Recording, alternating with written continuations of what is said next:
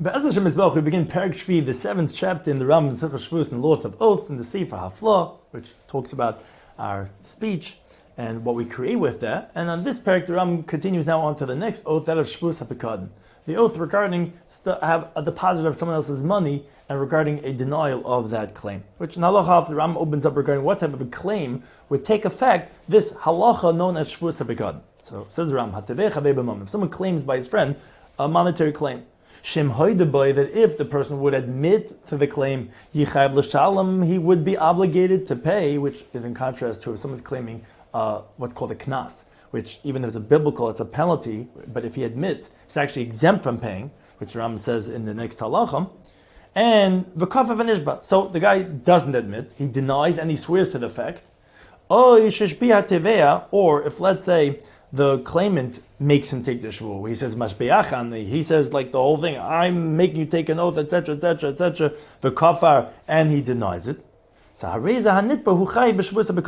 the claimant, the defendant, he's liable in the halachas of the oath of the deposit. Meaning, he has to be, now that we find him that he lied, he's got to be the principal. He's got to add on a fifth of a penalty. He's got to go ahead and give a carbon ashram, as the Ram said in Perek Avalacha test. Now, and this av bishlei on the amen, and this even if he didn't answer amen, which generally to accept someone else making an oath on you, you have to say amen. But shebeshvus habekad, the reason is because regarding the oath of the deposits, echad nishba be'atzmei, whether he took the oath on his own, whether someone else made the oath on him and he denied that claim of the oath. Av bishlei on the amen, even though he didn't answer amen, because if you answer amen, it's always amen is like saying it yourself. Even if you didn't answer amen, you can be liable because the denial after the claimant made the oath is kaniyas amen, is the equivalent of like answering amen, which the Gemara learns out from Xer Shav of Techet Shvuos Eidus, that even if he's mushbam pe'acherim, he's going to be chayiv. Now halacha beis. But let's say tavoy b'mama. Let's say the claim was of monies. Shem yoideloi b'yom, that if he would admit to it, and he would say, yeah, kenadava. It's exactly like you say. That actually yichav l'sham, he wouldn't be obligated to pay. Why wouldn't that be? Admitting to the obligation, because kagenshon tavoy b'kanas. For example, if let's say he claims to him a kanas. For example, he says you stole my ox and you slaughtered or you sold it, which the Torah makes a kanas, which because the damages is monetary payments. But to pay 4 or 5 times the amount, that is, even though it's biblical, it's a kanas. The Allah is she'no de misham kanas al b'yasma. A person does not pay for this biblical penalty on his own admission. It has to be through witnesses. So even if you admit, he wouldn't be liable. You need witnesses for that. But he didn't admit. But he denied the claim and he swore to that effect. In this situation, he's going to be exempt from the halachic liabilities of the Shvuos HaPekadon. And the reason for that is because there's no denial of monies. Because even if he admitted, it wouldn't be a liability. It's just a denial of words. However, but that's why actually he'd be liable in the oath of utterances because he's swearing falsely. So nothing to do with monetary claims. But Shvuos HaPekadon, he's going to be exempt. Halacha Gimel, also other exemptions are imtvoy b'karka. Let's say the claim was regarding real estate, regarding land, or regarding a slave, or regarding a document. But Kafav Nishban, he denies and he swears to the effect. He says, I don't know what you're talking about, I don't have your land, I don't have your slave, I don't have your document. Part of Shvuos HaPekadon, he's exempt from the liabilities of a Shvuos HaPekadon. But as we said, b'chayiv b'shvuos bita, he would be obligated, obviously, for swearing falsely. Sheinish b'al shaka, because he swore in a lie. Now, halacha dal says the Rambam, b'lama nifta mishum shvuos HaPekadon. Why in this case is he exempt from the oath of the deposits? But in this case, if he would admit to having the guy's real estate or his document or his slave, he would be obligated. He would have to pay what he's denying, because this is not knas, this is a monetary a deposit that he has of the other persons. So here it's a gzeres akastel because the pasuk says in Yikra, the pekadon regarding a deposit, or that which is placed from his hand to the person's hand, meaning like a loan, regarding robbery, or he's not paying his friend, or he found the guy's lost object. But be that as it may, it's monies that it really belongs by the claimant. But all these cases are hakol metaltlin. Everything is movable items. Shim Yodrim, that if the guy admits to Yitzim Momen Mitachas Yodei, that he would have to take the money out from his hand and give it to the real owner. That's the Yotzu Karkos. That excludes land, Shim Metalin, which is not movable. You can't take it from hand to hand. And the reason it's there in front of the owners and in their presumed status. So you can't remove it. So therefore, that's excluded from the pasuk of the Shvuos HaPekadon. And b'yatzav adam shuk shlik so also excludes slaves that the pasuk compares to that of land, like it says that the slaves of Esnachatam of Nech Machrechem L'Reshes Achuza, it's like Achuza, like land. And b'yatzav shas, it also excludes documents she'in gufa mammon, where does not have intrinsic worth. Metaltlin are things that are movable and have intrinsic worth. A document is just represents, it's just proof for something, but it doesn't have a piece of paper, doesn't have any intrinsic worth. So those three things are excluded from the pasuk of Gzeis HaKasim of being liable for Shvuos HaBekad. Now halacha hey, the Rambam continues regarding this of the thrust of the oath, and also regarding the terminology of the oath. Echad says the Rambam, whether it be hanishba acha shetvoy balamaman, whether it be the guy swearing after the owner of the money had made the claim from him, or even if he swore on his own, even without a claim. Either way, he's going to be chayv Shvuos HaBekad. In case of what's the other case? Meaning we know about, as we said before, about the claimant making the claim. What's even without a claim? Where the defendant on his own said, "Why are you following after me? What you think you have money by me? Without any provocation, he just on his own said, I swear you don't have any money by me." So if you're swearing falsely, he's liable for the oath of the deposit. Since he denied and he swore, even though the claimant didn't even make a claim. Now, and this is whether he made the oath to the owner of the money, to the claimant himself, or to his agent that came with his permission. And the reason is because the agent of a person is like himself, and therefore it qualifies for the halacha of v'chichesh b'miseh. Halacha zayin. Now, he's not liable for the Shvuos HaBekad until he makes him take the oath in the terminology, in the wording that he recognizes. And that's learnt out from V'shama Kol Ola, that you hear, you know what it is that is being asked of you, and that you're denying. Now, halacha ches, however, there's an exception to a law in this category. Someone deliberately swears falsely regarding someone else's monies that he has by him, although he swore falsely, and the witnesses warned him at the time that he's taking the oath, which generally gets lashes, he's not going to get lashes. All he does is bring his carbon asham. And the reason is because the pasuk explicitly removes this category from the liabilities of lashes. Made him liable for a carbon asham, whether if he did it not only by mistake but even deliberately, like we explained already in Parak Aleph, where the pasuk doesn't say v'nelam to tell you that even if it was not v'nelam, even if it was deliberately, still going to be a liability of asham. Now, halacha tes, Ram describes how a person could be liable many times over for this false oath. Kafar, let's say the person denied. Oh, what are you talking about? I don't have your monies. I never found your watch. And he swears 4 or 5 times. Or the claimant made him take the oath for, he said, swear to me, and 4 or 5 times, and he's denying each and every one, which I said he doesn't have to answer. Just the denial is like the oath. So Bein Bezdin, whether this took place in the court of law, Bein Shalom Bezdin, whether it didn't take place in the Jewish court, he's going to be liable for carbon asham for every single oath.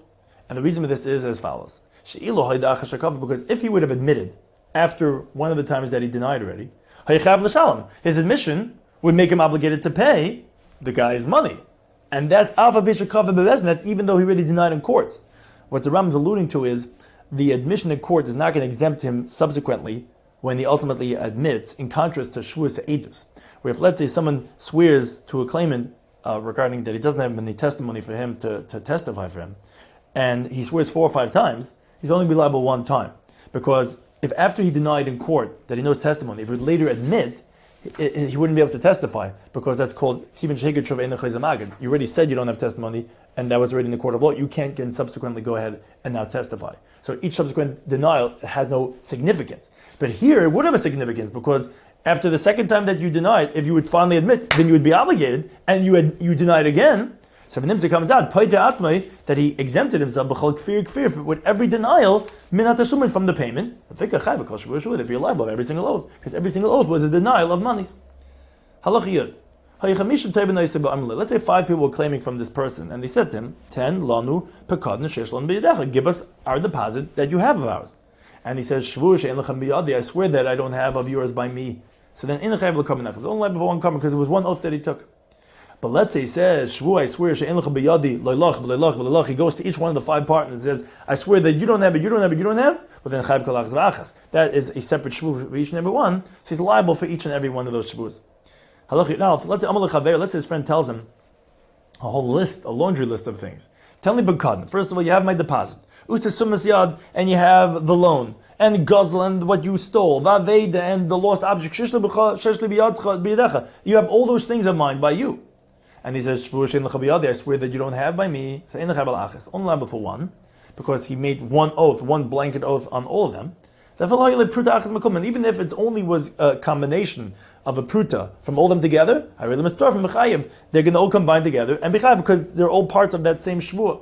So even if you have a fifth and a fifth and a fifth and a fifth, turns out to be one pruta, which is the minimum of being chayav for the shvuah, they would combine.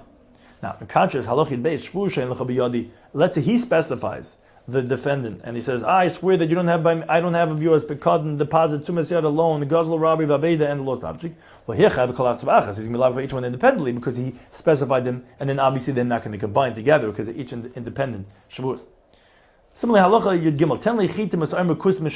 Let's say it says, give me the wheat, the barley, the spelt, all those things that you have of mine. And he says, Shvuah she'en lecha biyadi, I swear that I don't have anything of yours by me. And the Chayav Kol Achas is only going to be liable for one Shvuah because it said one blanket Shvuah. But let's say it says Shvuah she'en lecha biyadi chid m'sayim kuz, and he goes and he specifies, I swear that you don't have by me not wheat, not barley, not spelled. Now here too, Chayav Kol Achas is liable each one independently. Halacha Yudal. Let's say 5 people claiming from him, and they told him, Ten lanu, give us Pekad, the deposit, Gezel, and the robbery, Vaveda, and the lost object, Sumas Yad, and the loan Sheshlon Biyadecha that we have by you. And he says to one of them, Shvuah she'en lecha biyadi, I swear that you don't have by me. This is the guy, the easiest guy to talk to. He talks to this one guy, he says, you don't have by me Pekadin, Begazel, Aveda, Sumas Yad. And then he says, V'leilach. And again he goes to each and every one and says, and not you, not you, not you. There's a chayav called taina b'taina. So he's liable for each and every claim, because he specified them independently. And he's also going to be chayav for each one of those claims, each and every one, because he said, Leilach. For them, there's a chayav, Esam Ashim, comes he's liable for 20 carbon Ashims, because there was 5 claims, from 5, there was 4 claims from 5 people, 4 times 5 is 20, so he's liable for 20 carbon Ashims. Halakha Tezvav. So too, another time that you can be chayiv many oaths is tan she'avad ha'pekad. Let's say he claimed that he lost the deposit and he was watching for free, which is called a shemechin, in which he's exempt if it got lost. Or let's say he denies. He says, "What are you talking about? I don't know what you're talking about. I don't have your thing. You never gave it to me." V'nishban, he swears to that effect. Then he admits that it's not true. It wasn't lost, or I did have the deposit. So now he's liable for the principal, the additional fifth, and the carbon ashim. Then again he claims, no, it's not true, it was lost. V'nishban, he swears to that effect. Then again he goes and he admits. So Mishal Makaran Rishon, so he has to pay for the original principal and a fifth. Al kol shvuah, and it's not going to be only for the first one, it's going to be on every single oath. Like it says in the pasuk, B'chamishisav, and his fifths, which that's in the plural, it's say in the singular, is because the Torah included many penalties of a fifth on even one element of principle. Case of how so? As we're saying. Let's say the principle was worth 4 zuz. So Kafa V'nishban, he denies whichever way we said. He says, it was lost, and I'm potter, or I never had such a deposit. And V'nishban, he swears to that effect, and then he admits. So he's chayv. But then, again, he goes, again the guy starts lying, and he again denies the claim. He says, it was lost.